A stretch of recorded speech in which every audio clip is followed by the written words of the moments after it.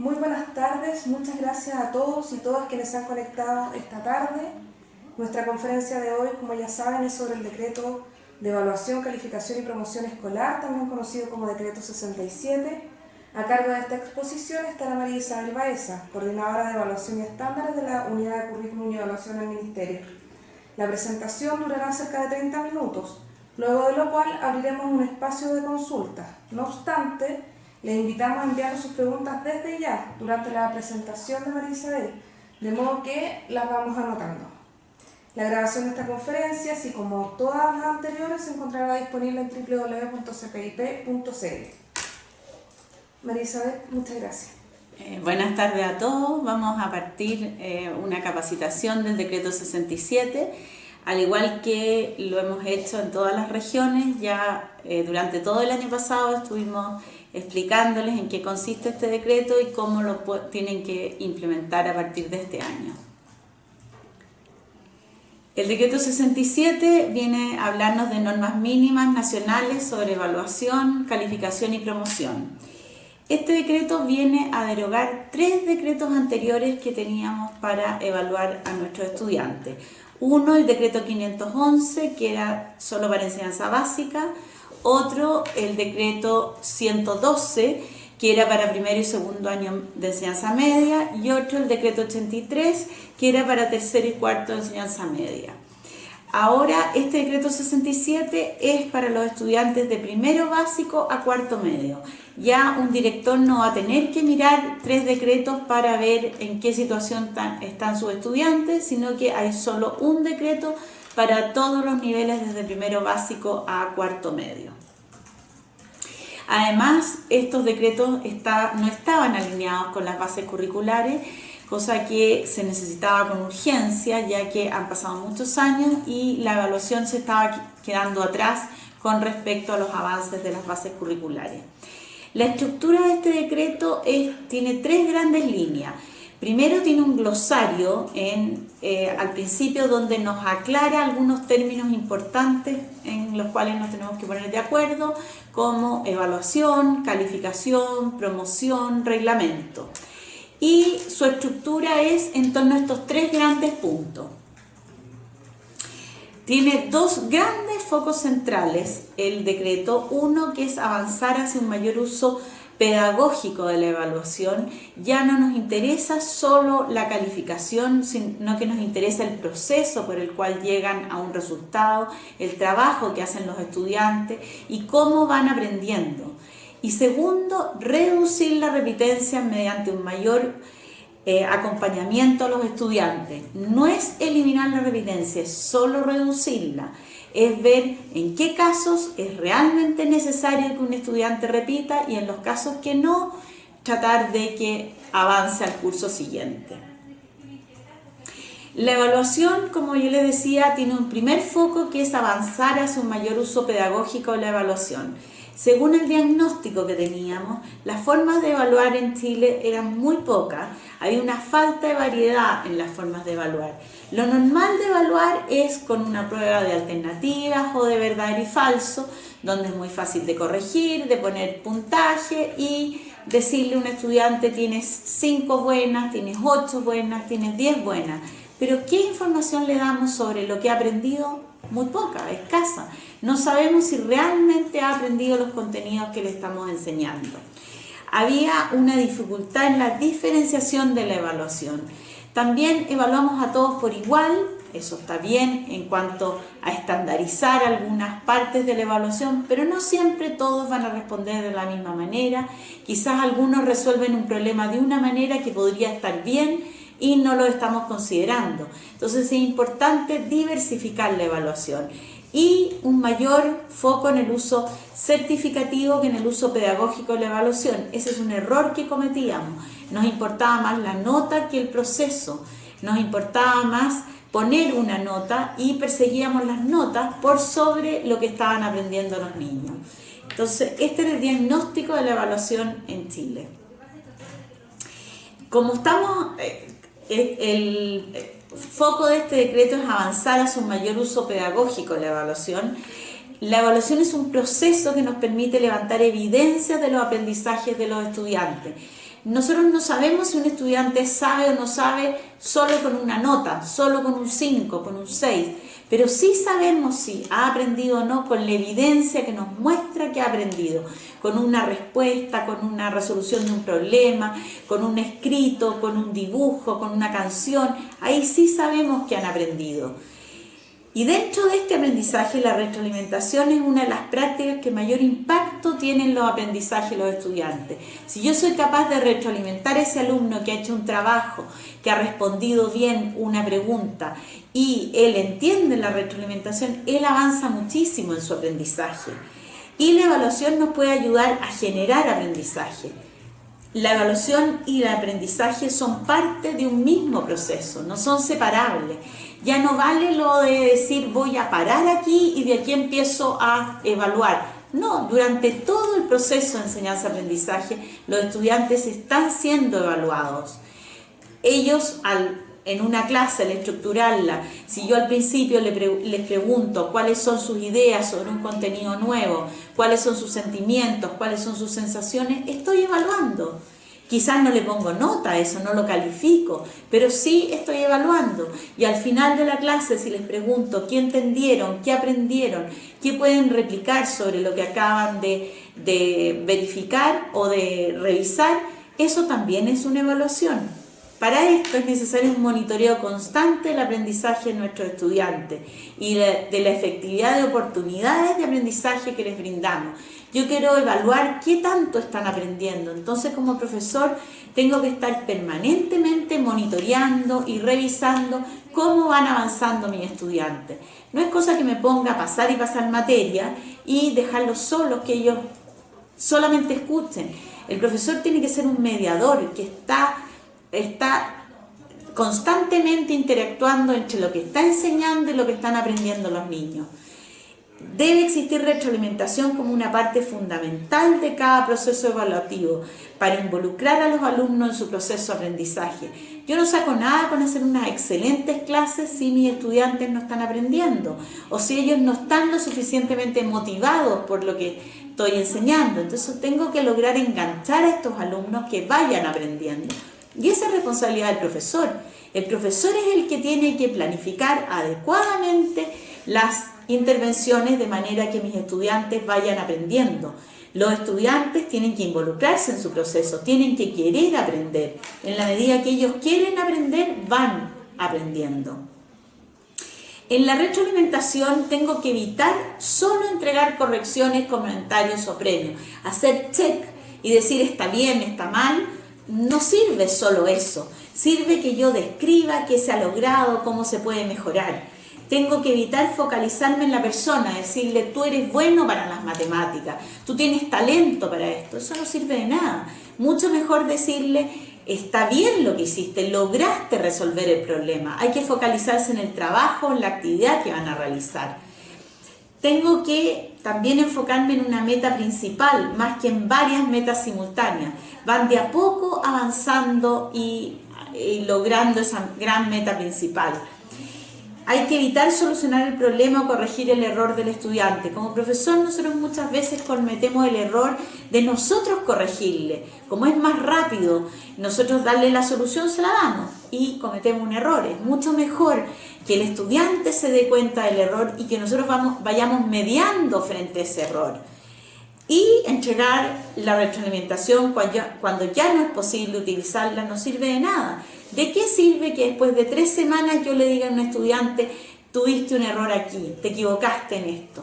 Hay que tratar de corregir a tiempo. Es verdad que como profesores tenemos un alto de pruebas que corregir muchas veces y nos cuesta mucho lograr entregar a tiempo, pero tenemos que pensar siempre que nuestros estudiantes tenemos que entregarle la retroalimentación lo más rápido posible, porque ese trabajo que hicieron le puede servir para el contenido que sigue. Entonces nos interesa que esa retroalimentación llegue oportunamente. Esto también debe estar consignado en el reglamento de evaluación que tenemos que elaborar. Hay que usar solo una forma de retroalimentación ya no nos sirve. Debemos usar varias formas de retroalimentar. Ustedes me podrán decir, bueno, pero como profesores no alcanzamos a corregir a 45 estudiantes cuando tenemos 5 cursos más. Bueno, aquí tenemos que usar distintas formas de retroalimentar. La forma escrita, oral, individual, grupal, usar la corrección entre pares, la autocorrección, de repente llamar a 3 estudiantes al pizarrón y que cada uno resuelva de su manera algún problema y con eso retroalimentamos a todo el resto. Tenemos que buscar distintas formas de retroalimentar. No podemos nosotros tratar de corregir todo, eso es imposible. Como profesores sabemos que no alcanzamos. Hay un diseño para la comprensión y planificación en reversa que nos ayuda mucho, que es partir desde la pregunta, establecer la pregunta que me interesa evaluar. Aquí hay 3 preguntas claves que nos debemos hacer. Primero, ¿qué quiero que los alumnos comprendan y sean capaces de hacer al finalizar una lección?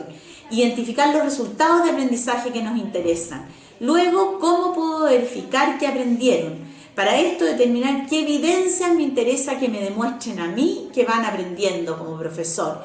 Y finalmente, qué experiencias de aprendizaje llevarán a los alumnos a los resultados deseados. Aquí está la planificación. Entonces, esta planificación yo lo hago en función de cuál va a ser la evaluación que yo voy a hacer. Y tengo de antemano planificado quizás mis ingresos a la sala de clase de manera de saber qué saben ellos y al final de la clase qué aprendieron. Todo eso lo debería tener planificado de antes, de manera de ir monitoreando mi aprendizaje y viendo cómo aprenden. Hay un nuevo énfasis en este decreto que nos habla que no existe exhibición. Ustedes me dirán, ¿pero cómo? Todos siempre se han eximido. Bueno, aquí resulta que en el marco de la inclusión y la diversidad de formas de evaluar, tenemos que considerar las características, ritmos y formas de aprender y necesidades e intereses múltiples. Todos los estudiantes pueden aprender. Aquí no está permitido pensar que un estudiante no puede aprender. Todos deberían poder aprender. Lo que pasa es que hay que planificar intencionadamente las demostraciones que me van a hacer que van aprendiendo. Hay distintos ritmos, distintos tiempos y esos hay que respetarlos. Hay que darle el tiempo necesario a los estudiantes para que logren ir aprendiendo y eso hay que planificarlo con anticipación. Quizás algunos van a necesitar hacer más tareas que otros para lograr los mismos objetivos. Aquí hay 2 artículos en el decreto, uno el 5 que nos habla que los alumnos no podrán ser eximidos de ninguna asignatura o módulo del plan de estudio, debiendo ser evaluados en todas las asignaturas o módulos que dicho plan contempla. Esto significa que todos los estudiantes tienen que hacer todas las asignaturas que tenga el plan de estudio. No van a poder ser eximidos. Y aquí quiero aclarar algo, porque habla de que debiendo ser evaluadas en todas las asignaturas o módulos que el plan contempla. Evaluadas, no habla de calificadas, porque sigue siendo posible que se eximan en religión. Religión, consejo de curso y orientación no tienen calificación. Entonces aquí, al nosotros evaluar a nuestros estudiantes, nosotros podemos evaluar el proceso, podemos evaluar, ir monitoreando cómo van aprendiendo, pero religión no va a tener nota igual. Y también el artículo 18 nos da la posibilidad de exhibición de ciertas evaluaciones calificadas. Esto significa que van a poder existir estudiantes que tengan más notas que otras. Yo voy a poder decirle, este estudiante le cuesta mucho este trabajo o tiene un problema aquí, no pudo dar esta evaluación y no tengo cómo recuperarla. Bueno, podré darle la posibilidad de eximirse en esa evaluación. Eso sí lo puedo hacer, pero no eximir de un ramo completo. Dentro de los nuevos énfasis está la comunicación y participación. Nos interesa que se involucren los estudiantes y los apoderados en el proceso de enseñanza-aprendizaje. Por esto hay que dejar escrito en el reglamento cómo le vamos a comunicar a los estudiantes y a los apoderados cuáles serán las formas de evaluar, cuáles serán las formas de evaluación y los criterios que permiten evidenciar los progresos y logros de estos aprendizajes. los cuales tienen que estar previamente estipulados en el reglamento. Yo debo estipular en el reglamento cómo voy a evaluar a los estudiantes, cuáles van a ser la diversidad de formas que tienen los estudiantes de demostrar que van aprendiendo. Y también tengo que informar de los logros, procesos y progresos de aprendizaje de los estudiantes. Esto puede ser mediante una comunicación, puede ser mediante reuniones, puede ser mediante entrevistas o una página web, pero en el reglamento tengo que dejarlo estipulado. También en cuanto a la reflexión pedagógica, nos interesa que se acuerden y se reflexionen los criterios de evaluación y evidencias evaluativas centrales en cada asignatura. Esto sabemos que va a mejorar las prácticas docentes y la toma de decisiones sobre el proceso y progreso y el logro de los estudiantes y alumnos basados en evidencia. Para esto es importante tener espacios donde puede existir esta reflexión pedagógica. En el reglamento debemos dejar disposiciones que establezcan espacios para la reflexión entre pares, entre profesores de distintas asignaturas, entre directivos y los equipos docentes, porque de repente hay un profesor que le resulta muy bien un trabajo con un estudiante en una asignatura y en otra no nos está resultando. Entonces quizá el trabajo de uno le sirve al otro, trabajo colaborativo. Esto es importante que esté consignado en los reglamentos de evaluación. Y también establecer espacios de reflexión y toma de decisiones entre los integrantes de la comunidad educativa, centrada en el proceso, progreso y logros de aprendizaje de los estudiantes. Aquí hay que tener consignado un espacio. Generalmente en los establecimientos están los consejos profesores, están los consejos de las reuniones por departamento, por áreas. Todas esas reuniones hay que consignar los espacios en el reglamento de evaluación. El uso pedagógico de las calificaciones. Las calificaciones tenemos que tenerlas porque es una manera de ponernos de acuerdo entre todos y saber qué está pasando con los resultados. Pero las calificaciones deben representar el logro de los aprendizajes.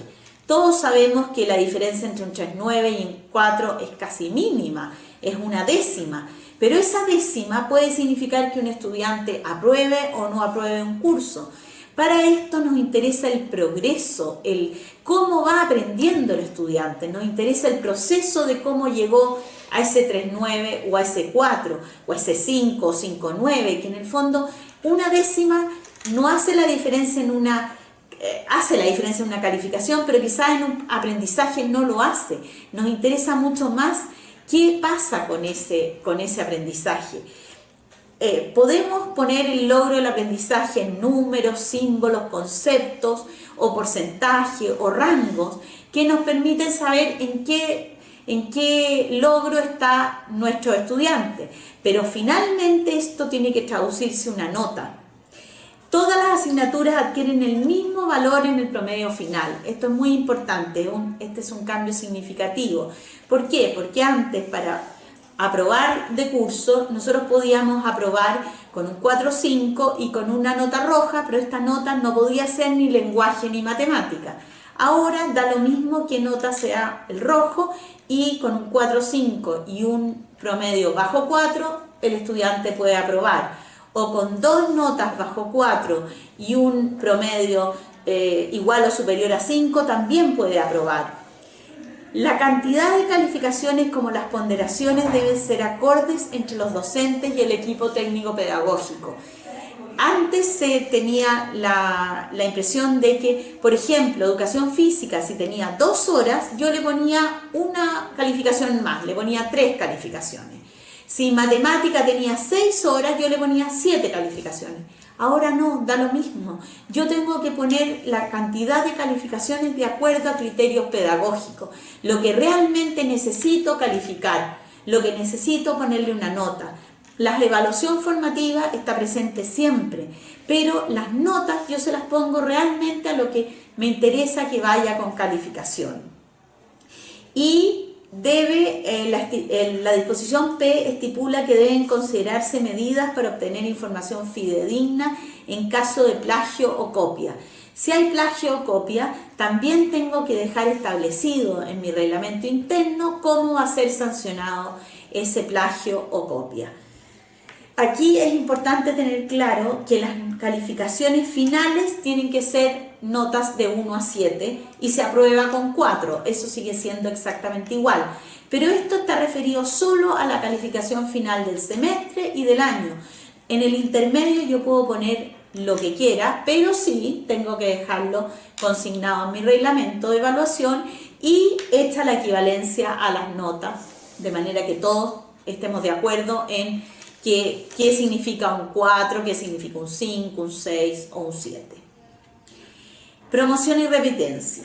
La repitencia ha sido por mucho tiempo culturalmente normalizada y legitimada, es decir, creemos en ella como una medida pedagógica efectiva. Antes se pensaba que dejar repitiendo a un estudiante le iba a hacer bien, le iba a servir para madurar, para aprender más, pero al parecer esto está equivocado. Esto contrasta con una gran cantidad de investigación que muestra que es una medida que trae más efectos negativos que positivos para los estudiantes. En cuanto a la investigación sobre repitencia y sus implicancias, no han sido suficientemente difundidas, porque se sabe que en cuanto a los problemas académicos, no hay un aporte significativo al rendimiento de los estudiantes si lo dejo repitiendo. También aumentan las probabilidades de ausentismo y deserción escolar. Claro, porque el estudiante dice, yo ya fui a ese curso, ya lo aprendí, luego no voy a ir, no me interesa ir a esta clase, a esta tampoco, y empiezan a faltar a clase porque ya conocen la materia y creen que ya lo aprendieron, y efectivamente pueden volver a repetir porque empiezan a faltar mucho. Socioemocionales, hay sentimientos de frustración, humillación y miedo o enojo, tristeza y actitudes negativas hacia la escuela. Creen que son los únicos responsables de este fracaso y no son los únicos responsables, porque un profesor es responsable de su estudiante. Por lo tanto, si un estudiante repite, es un fracaso para el profesor y para la escuela. Estamos fracasando frente a lo que debíamos trabajar con ese estudiante durante el año. Este estudiante va a tener también problemas de relación con el resto de los estudiantes que están en el nivel que él quedó repitiendo. Él es mayor que el resto, por lo tanto va a tener problemas de soledad, de autoestima, no va a sentirse cómodo en ese curso. También hay costos económicos directos y de oportunidad por permanecer en el sistema escolar un año más. Al país le cuesta más ese estudiante que se va a quedar repitiendo, a la familia, son costos directos para la familia, para el estudiante. Y se sabe que las personas que repiten tienden a acceder a trabajos de menor competencia y salario, quedan con la autoestima bajo, cuesta recuperarse de una repitencia. Entonces, este decreto, ¿qué nos dice? Nos dice que primero, durante el año hay que prevenir estas posibles repitencias. Entonces hay que prevenir las dificultades, hay que estar monitoreando constantemente a nuestros estudiantes, hay que apoyar tempranamente a los estudiantes. Al final del año escolar se tiene que tomar la decisión de si pasa o no a prueba de curso. Para esto hay dos elementos que hay que mirar. Primero, sus calificaciones. Si tiene un promedio superior a 4.5 y una asignatura roja, puede aprobar. Si tiene un promedio superior a 5 y 2 asignaturas rojas, también puede aprobar. Esto sumado a su asistencia, tiene que tener una asistencia igual a superior a un 85%. Sigue exactamente igual a los decretos anteriores, que si tienen menor a un 85%, aquí el director con su consejo técnico deciden si este estudiante puede pasar, aprobar de curso, si tiene una asistencia menor por causa justificada, no es que por cualquier cosa podría aprobar. Se toma la decisión de promoción directa, los estudiantes que cumplen con los requisitos avanzan al curso siguiente y los que no cumplen se analiza caso a caso. Este análisis tiene que hacerse alrededor de octubre, no después. ¿Por qué? Porque si se decide que va a pasar, se promueve con acompañamiento un acompañamiento focalizado, intensivo y con seguimiento para el año siguiente. Pero este acompañamiento tiene que estar autorizado y firmado, ojalá por el apoderado o el padre o la madre. Ellos tienen que autorizar que yo le ponga un acompañamiento a su hijo, porque ¿qué pasa? Un estudiante que pasa al RAS con sus notas, y no es que yo tenga que cambiarle las notas para que pase. Si está a punto de repetir, yo me doy cuenta que podría apoyarlo en una asignatura que tiene bajo 4, lo que hago es darle más oportunidades para que logre avanzar de curso. Darle muchas oportunidades, entonces lo mantengo trabajando hasta que logra aprobar esa asignatura. Si la decisión es que no avance al caso siguiente, al curso siguiente, estos son casos excepcionales, no tratar de que repitan lo menos posible, pero si realmente me doy cuenta que no hay caso, que tiene que repetir, también tengo que darle un acompañamiento focalizado, intensivo y con seguimiento al año siguiente, porque por mucho que se quede repitiendo, de nuevo va a estar a punto de repetir a final de año si no lo acompaño y lo apoyo. Entonces, acompañamiento tengo que ofrecérselo, y en el reglamento tengo que dejar establecido que el padre, madre o el apoderado me tiene que autorizar a que pueda darle este acompañamiento. ¿Qué tipo de acompañamiento le puedo ofrecer? Primero, tengo que ofrecerle un seguimiento continuo de las medidas, tengo que designar un profesional responsable, coordinar los apoyos de acompañamiento a los distintos estudiantes que o se quedan repitiendo o pasan al filo con sus notas, por lo tanto van a necesitar un acompañamiento en el curso siguiente. También tengo que mantener una comunicación sistemática con madres, padres y apoderados. No pueden enterarse ellos en diciembre que su estudiante estuvo a punto de repetir y que lo voy a pasar con un acompañamiento. Ni tampoco pueden enterarse en marzo que repitió y que le puse un acompañamiento. Esto tiene que ser autorizado por ellos antes de terminar el año escolar. Intensificar el aprendizaje, poner altas expectativas, tareas interesantes, desafiantes y significativas. A veces un estudiante repite por autoestima baja, por problemas socioemocionales. Tengo que mirar qué está pasando con ese estudiante y lograr que aprenda, que es el objetivo principal. Adecuar las estrategias. Quizás las estrategias que estoy utilizando no son las adecuadas para que aprendan los estudiantes. Tienen distintas necesidades. No logro motivarlo. Es una responsabilidad del profesor lograr que sus estudiantes aprendan y vayan aprobando. Tengo que potenciar la evaluación formativa, ir monitoreando, ir viendo cómo van avanzando mis estudiantes. También el trabajo colaborativo, club de tareas, grupos de estudio, tutorías. También podría ponerle acompañamiento con sus pares, con alumnos que pueden ayudarle, con un profesor que puede ayudarle, con un tutor que pueda irlo guiando. Programas de apoyo de jornada, semana, año extendido. Y si no hay caso y no logro que este estudiante aprenda, también tengo que contemplar alguna derivación y poner un especialista que nos ayude. Tenemos que acompañar a nuestro estudiante en su desarrollo espiritual, afectivo, artístico, ético, moral, intelectual, físico, dando oportunidades de aprendizaje y utilizando formas de evaluación que consideren sus intereses, diferencias y necesidades para formar ciudadanos responsables, tolerantes y solidarios que contribuyan al desarrollo del país. Es clave motivar a los estudiantes. Si ellos no quieren aprender, no van a aprender. No van a hacer ningún esfuerzo por poner atención en clase. Van a perderse la clase, no van a querer aprender, y los profesores somos los responsables de motivarlos, de lograr que aprendan. Entonces es muy importante lograr acompañar y trabajar con estos estudiantes. En el decreto 67 se pone gran énfasis en la evaluación formativa. ¿Por qué? Porque en la medida que yo voy dando muchas oportunidades a los estudiantes que vayan aprendiendo, yo logro que ellos se vayan involucrando y vayan siendo responsables de su proceso de enseñanza-aprendizaje. Esto es muy importante, contemplar distintas maneras de evaluar y que éstas queden anotadas en el reglamento de evaluación. importante que en el reglamento de evaluación esté considerada todas estas maneras de ir desarrollando y mostrando las evidencias de que van aprendiendo. Eso es el decreto 67 y ahora veamos si tienen reflexiones, finales, dudas y preguntas. Perfecto.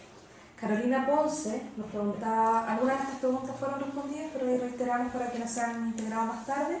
Carolina Ponce nos preguntaba, en diciembre tuvimos una capacitación donde se nos dijo que por calificación el 70% corresponde a una nota por evaluaciones formativas y el 30% restante a la evaluación sumativa.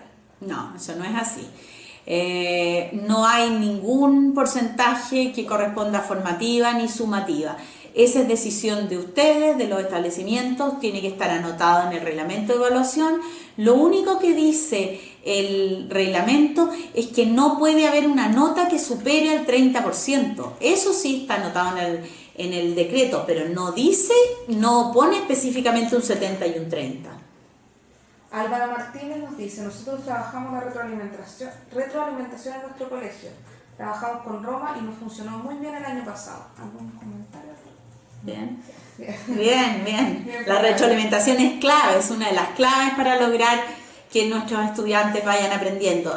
Acuérdense que los errores aprenden. Entonces, si logramos retroalimentar los errores, ellos van aprendiendo. Muy bien. Leonardo Casanova nos pregunta, este cambio es muy interesante y positivo en la evaluación del IPAR al aprendizaje. Ahora, ¿se realizarán cambios curriculares para reducir la sobrecarga de objetivos? Ya que lamentablemente nuestro currículum está sobrecargado, lo que se transforma en una barrera para realizar evaluaciones efectivas y con propósito. Sí, pero en realidad los objetivos, nosotros tenemos que fijarnos en las bases curriculares, ahí están los objetivos. Esos objetivos son los objetivos mínimos que deberíamos nosotros avanzar. Si ustedes miran las bases curriculares de tercero y cuarto medio, tienen 4 objetivos. En el fondo son amplios los objetivos. No es que nos definan claramente todo lo que tenemos que hacer, entonces nosotros deberíamos enfocarnos en los objetivos y no tanto en los contenidos, más en el objetivo general y infundir las habilidades, que es lo que hay que hacer. El Colegio Mater de Coyhaique nos pregunta si sería positivo escribirles comentarios a los alumnos de las pruebas escritas. Sí, es positivo escribirles comentarios. No muy largos, eso sí, porque no los leen si son muy largos, pero es muy positivo escribirles comentarios y explicarles dónde están sus errores. También nos preguntan si esto será, nos comentan, esto será un caos si no hay preparación de los profesores, ya que esto requiere capacitación. Sí, por eso nosotros recorrimos todo Chile, todas las regiones, tratando de capacitar en torno al decreto 67. Nosotros estamos abiertos a capacitar lo que necesiten, a ofrecer ayuda, pero este decreto 67 va en la línea de las bases curriculares. También hay capacitación de bases curriculares y lo que necesiten, por supuesto, estamos dispuestos a ayudar en lo que necesiten. Pero es verdad que necesita capacitación de los profesores, ellos tienen que involucrarse en esto. Estaremos difundiendo también algunas preguntas frecuentes sobre el decreto 67 y más información en los canales del CPIP y en la página de la Unidad de Currículum y Evaluación. Sí, tenemos unas orientaciones, no sé si... estas orientaciones que están puestas en la página del Currículum Nacional son importantes porque aquí está explicado con preguntas que tiene que tener el reglamento de evaluación. Roxana Flores pregunta si dará más tiempo para realizar todos estos cambios. O sea, el tiempo, claro, es relativo porque este empieza a regir a partir del primer día de marzo, que es el lunes, ya cuando parten las clases, pero claro, hay que ir ajustando el reglamento.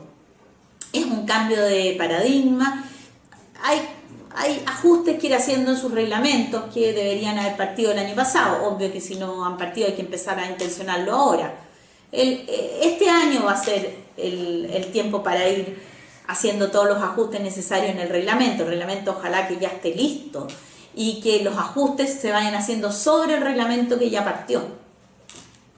Wendelin Tapia pregunta, todos los meses nos piden una nota en el libro de clases para mostrarla en la reunión de apoderados.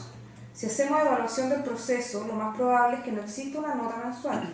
¿Qué estrategia nos podría sugerir para informar mes a mes a los apoderados sobre nota? En el fondo nadie exige, el reglamento no exige la nota. El reglamento lo que exige es los progresos. Quizás hacer una libreta donde yo pueda irle explicando los progresos en el sentido de cómo van avanzando, que quizás no sea una nota final. También hay que pensar en que quizás esa nota podría ser cambiada, también tenemos que estar abiertos a ser flexibles y borrar notas que por mucho que le fue mal al principio, quizás después ya aprendió, entonces puedo darle la posibilidad de reemplazar una nota por otra.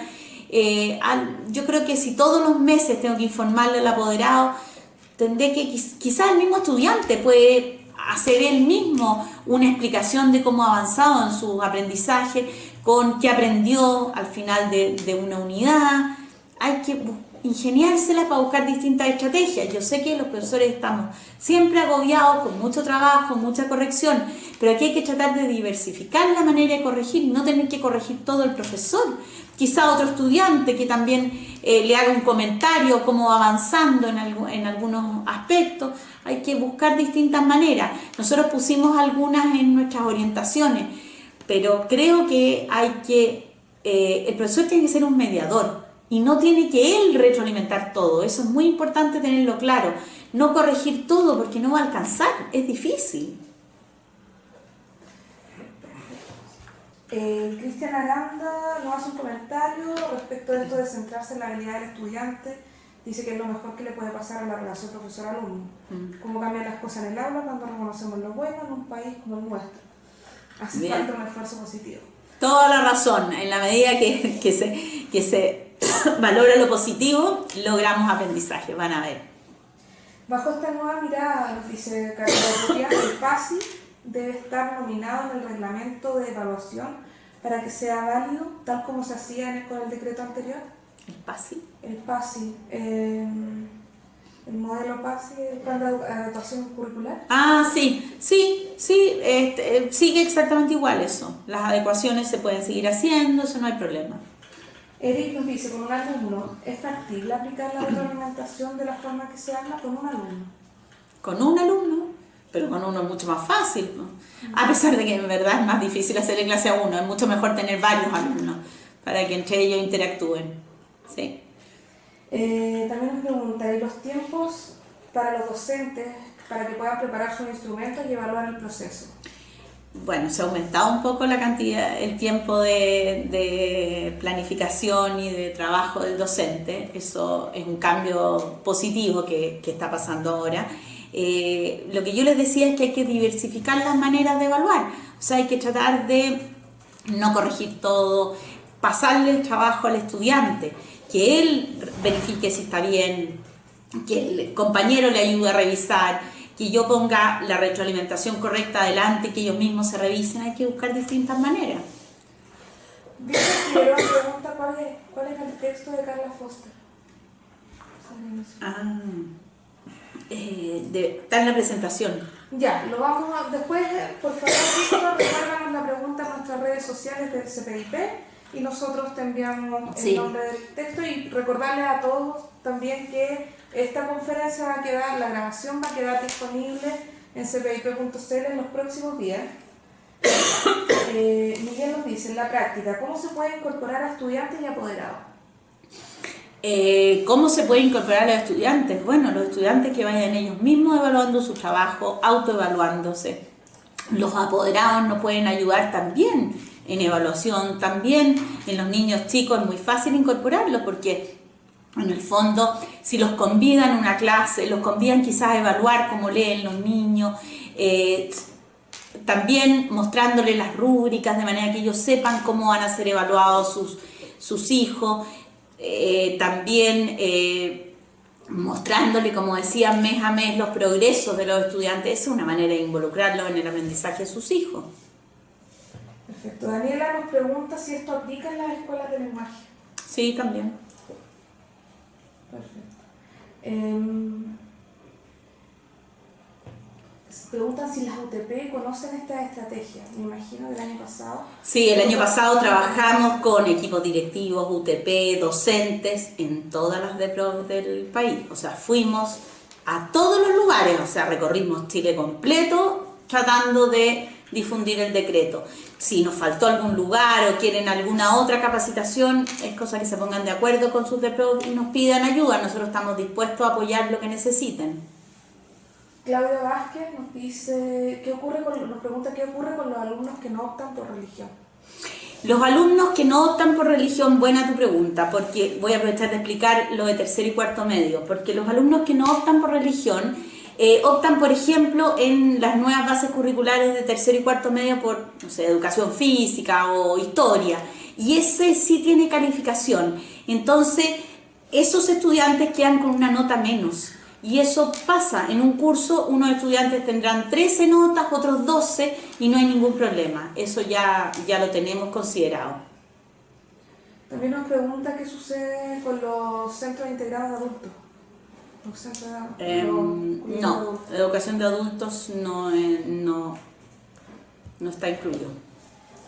Karen también nos pregunta, en las escuelas especiales, ¿cómo se puede hacer con las asignaturas como inglés? Especialmente con discapacidades múltiples, si no se pueden eximir. Lo que hay que hacer es hacer adecuaciones. En el fondo, lo que se persigue es una educación integral de los niños, y quitarles la oportunidad de aprender inglés es cortarles una asignatura importante. Entonces la idea es que se hagan adecuaciones, que aprendan lo que puedan, quizás una canción, quizás ver una película, quizás distintas cosas, pero no quitarles el idioma, que es muy importante. En un mundo globalizado como estamos hoy día, no podemos eliminar una asignatura como inglés, que es clave, y sabemos que hay problemas ahí. Entonces hay que buscar distintas maneras que aprendan, quizás van a llegar a los objetivos de otra manera, pero se puede. Perfecto. María Eugenia Celi nos dice, en el caso de los alumnos con necesidad... Lo mismo. No, lo mismo, sí. Lidia... Es que igual quiero aclarar algo ahí. En necesidades educativas especiales siguen los decretos, esos no se han derogado, el decreto 83, hay 2 decretos, siguen exactamente igual, son para básica y en realidad nosotros los consideramos hasta octavo, falta alguno para media, pero la idea es apoyar de todas maneras y incluir adecuaciones curriculares. El Colegio Mater Dei Coyhaique nos pregunta si es conveniente guardar evidencias de cada una de las pruebas que aplican. Sí, porque cuando tengan que hacer el informe del estudiante que está a punto de repetir o que va a pasar de curso, hay que hacer un informe con ese estudiante. Entonces, si un papá pregunta o pide las evaluaciones, es bueno que las vea o que las guarden ellos mismos. Es bueno hacer un portafolio con el trabajo, eso es importante. No es obligatorio, en el reglamento no se exige. Hugo nos pregunta qué pasa con la educación TP y este decreto. TP es lo mismo, por eso se habla de módulos. No se puede eximir de ningún módulo. Ahí está hablando de la educación TP. La educación TP hasta cuarto medio está regida por el mismo reglamento. Andrés nos pregunta cuáles son las categorías según las calificaciones, por ejemplo, básico, intermedio, destacado. No hay categoría. Son notas finales de 1 a 7 nomás. Y no hay tampoco porcentaje de logro para el 4, no, eso es decisión de cada establecimiento. Alejandra nos pregunta qué ocurre cuando un niño no desarrolla la lectura en primero básico y requiere repetir por un tema de maduración. Ahí es decisión del establecimiento. Los profesionales son los profesores que le están haciendo clase, ellos saben, tienen que trabajar con ese niño. Si no logra leer, hay que tratar de ponerle todo tipo de apoyos para tratar de que avance al curso siguiente. Si es demasiada la distancia y la brecha es demasiado grande, hay que meter un especialista, ver cómo avanzar, pero nadie ha dicho que tiene que repetir porque no aprendió a leer. Es uno de los objetivos de primero básico. Ojalá hay un programa que dice que todos aprenden a leer en primero básico, entonces tenemos que trabajar con eso, pero no hay que darle la mayor cantidad de oportunidades posibles para que aprenda. Marcia también nos pregunta cómo hago el seguimiento y registro de las evaluaciones formativas en un Excel, y a esas se les debe asignar un porcentaje de la nota final. No, ahí es decisión del establecimiento. Las formativas pueden llevar calificación o no. Usted puede poner que va avanzando, puede ponerle puntitos, check, porcentaje, lo que quieran. Ahí es decisión del establecimiento. Las formativas no, nadie nos obliga a ponerlas de ninguna manera. Las formativas es para ir monitoreando el logro del aprendizaje. El profesor va monitoreando. También nos señalan que hasta el año pasado la cantidad de calificaciones era según las horas, es decir, 8 horas de lenguaje, 8 notas. Ahora, ¿cómo funciona? No, ahora la cantidad de calificaciones es de acuerdo a criterios pedagógicos. Aquí se pone de acuerdo el equipo directivo con el equipo docente de cuántas calificaciones van a poner en cada asignatura. La única restricción es que no puede haber una calificación con un mayor a un 30% del año, pero nada más, no hay ninguna otra restricción. Y Jonathan nos pregunta si con esto solo se busca reducir la repitencia. No, se busca poner el foco en el aprendizaje, se busca que aprendan más los niños, se busca no solo calificar, no que un profesor se desentienda de sus estudiantes porque están con malas notas. O sea, lo típico que nos pasaba es que llegaba un profesor y tú ves, no sé, los niños se sacaron 15 rojos. No, pues aquí el responsable es el profesor tiene que hacerse responsable de sus estudiantes. Si después de hacerse responsable, de trabajar mucho, intensificar, no logra que avancen los estudiantes y algunos se quedan repitiendo, bueno, ese es un fracaso como establecimiento, no logramos que aprendieran. Tenemos que partir de la base que todos pueden aprender. Recordamos también a todas las personas que están conectadas que en cpip.cl/formación-local tenemos muchas estrategias para el desarrollo profesional docente y también para trabajar colaborativamente en los objetivos de aprendizaje de los alumnos. Diego nos dice entonces, ¿siempre que el estudiante repita es culpa de un profesor? No, no siempre es culpa de un profesor, pero es un responsable, el profesor es el responsable de sus estudiantes. Yo soy responsable de mis 45 niños, yo los tengo que sacar adelante. El estudiante tengo que lograr motivarlo, y si no, fracasé, no logré motivarlos, no logré que aprendieran. También nos preguntan de qué manera se ve afectada la autoestima de un estudiante ante la primera repitencia. Sí, pues eso dentro de los estudios dice claramente que la autoestima de un estudiante se va, o sea, es bajísima cuando repite, porque se da cuenta que no se la puede, que no pudo avanzar con su curso, que no logró aprender lo que le estaban enseñando, entonces no logró demostrar que sabía, y eso es, para la autoestima es fatal.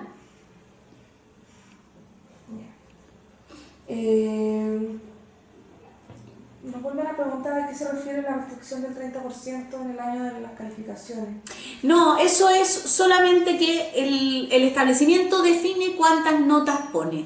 Entonces, por ejemplo, si yo en matemática defino que el primer semestre va a tener 4 notas, con eso voy a sacar un promedio, y el segundo semestre va a tener 3 y con eso voy a sacar un promedio, perfecto.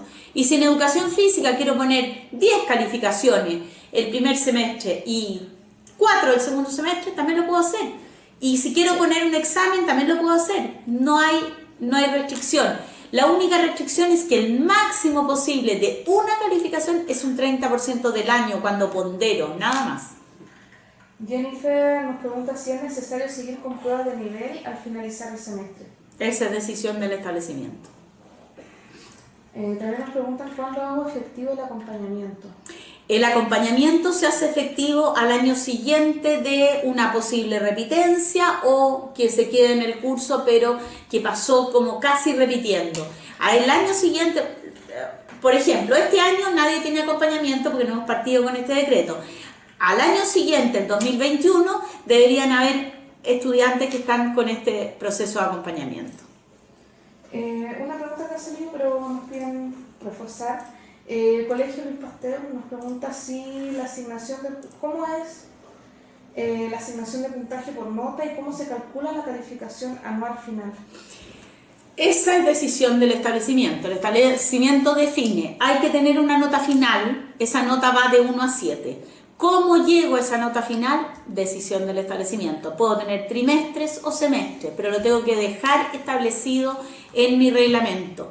Y no tengo ninguna restricción para cómo lo hago. Tengo que definirlo con mi equipo directivo, los profesores, pero de acuerdo a criterios pedagógicos. ¿Qué es lo más conveniente en esta asignatura? ¿Cuántas notas voy a poner? ¿Cómo voy a evaluar? Voy a hacer, no sé, una obra de teatro en lenguaje y va a tener distintas notas por los distintos procesos. Bueno, eso lo dejo establecido. Eso es la idea.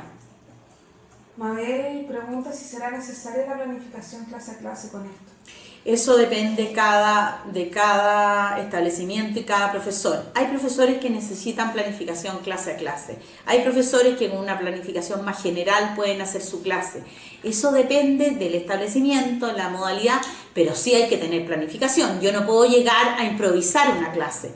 Yo tengo que planificar adecuadamente las intervenciones que voy a hacer para que los estudiantes me demuestren que van aprendiendo. Las preguntas hay que planificarlas con anticipación, porque no se me puede ocurrir en el minuto, se me puede ocurrir de repente, pero no siempre. Por lo tanto, tengo que planificar. ¿Cómo planificar? ¿Cuál es la manera? Esa es decisión del establecimiento. Yo les mostré una manera que era de acuerdo a una evaluación final y que yo voy viendo, me hago las preguntas necesarias para ver cómo planifico. Pero depende todo de cómo quiere hacerlo el profesor y el establecimiento. Los profesionales son los profesores, ellos saben cómo lograr que los estudiantes vayan aprendiendo. Lo que interesa es que aprendan. Un director tiene que tener en la cabeza que lo que más le interesa a él es que sus estudiantes aprendan. ¿Cómo logro ese aprendizaje? Eso tengo que planificarlo y poner intervenciones adecuadas para que me demuestren los estudiantes que van aprendiendo.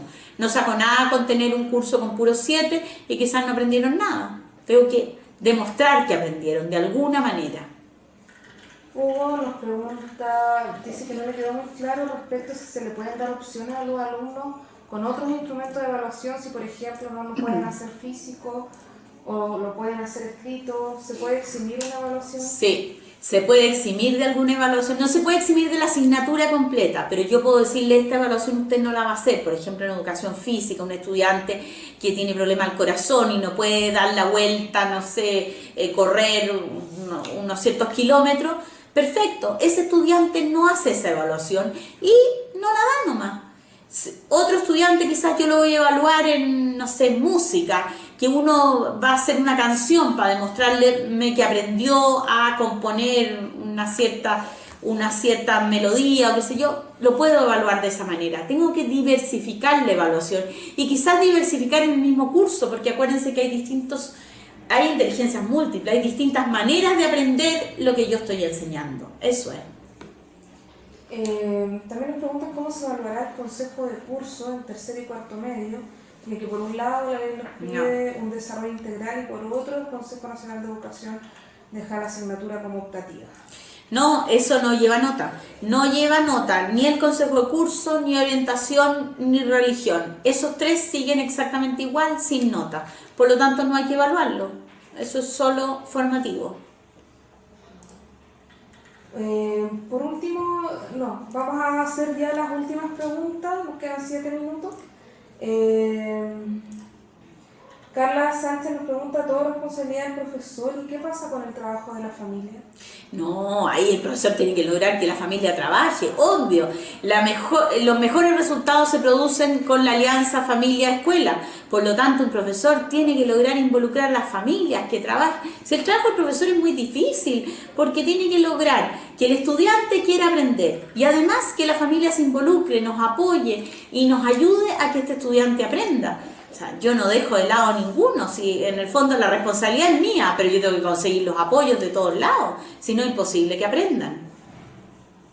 Claudia Sandoval nos dice si en la diferenciación de las evaluaciones se puede bajar el nivel cognitivo o de acuerdo al decreto 67 siempre se debe diversificar. No, sí se pueden hacer las adecuaciones que estime conveniente. Es un profesional el profesor que va a ver qué necesita para que ese estudiante aprenda. Hay que lograr los objetivos. ¿Qué tanto va a lograr de ese objetivo? Esa decisión es del profesor que está viendo. De repente hay estudiantes que hay que hacerle adecuaciones y que no va a lograr. Bueno, tratemos. Eduardo nos dice si podría aclarar lo relativo a las notas de orientación, ya que en el SIGE nos las piden. No tiene calificación. Orientación no tiene calificación.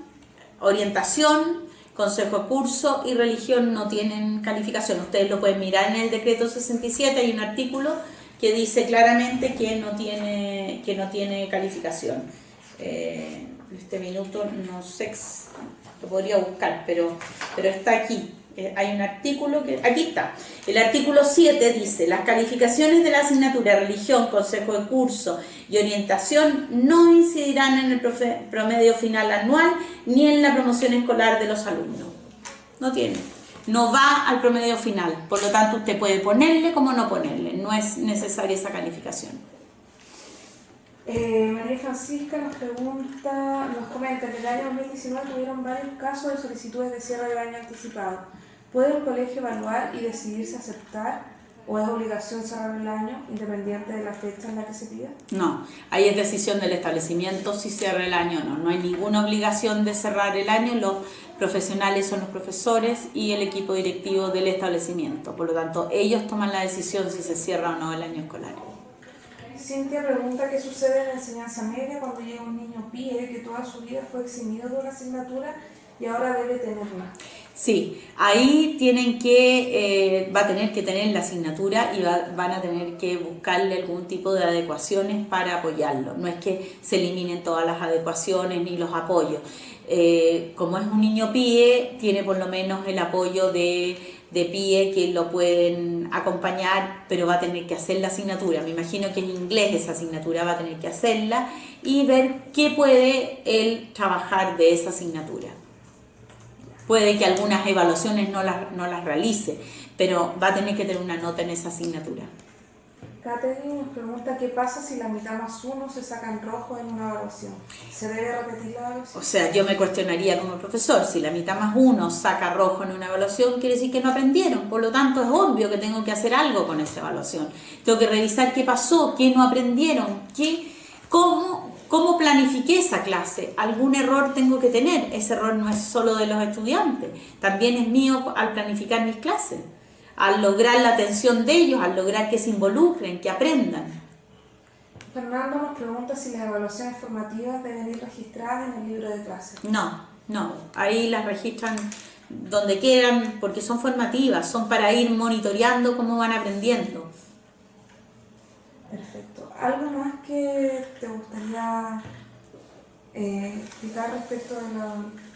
No, solo decirles que aquí hay un cambio de paradigma. Aquí en el fondo lo que tenemos que pensar siempre es que es responsabilidad nuestra que los estudiantes aprendan.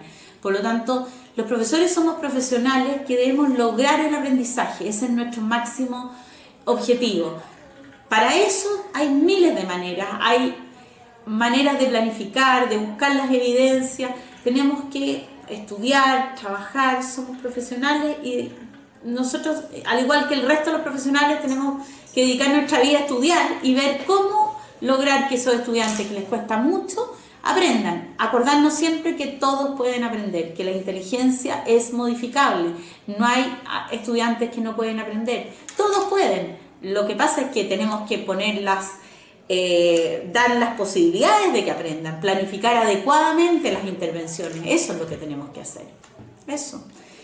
Muchas gracias por todo. Muchas gracias a todos por participar. La grabación será publicada en los próximos días en cpip.cl y lo informaremos obviamente a través de nuestras redes sociales. Los invitamos desde ya a nuestras próximas conferencias donde estaremos hablando sobre plan local de formación docente, mentorías y mucho más. Las fechas serán difundidas en nuestro sitio cpip.cl y en nuestras redes sociales. Por último, les invitamos a responder una breve encuesta para seguir mejorando. Muchas gracias.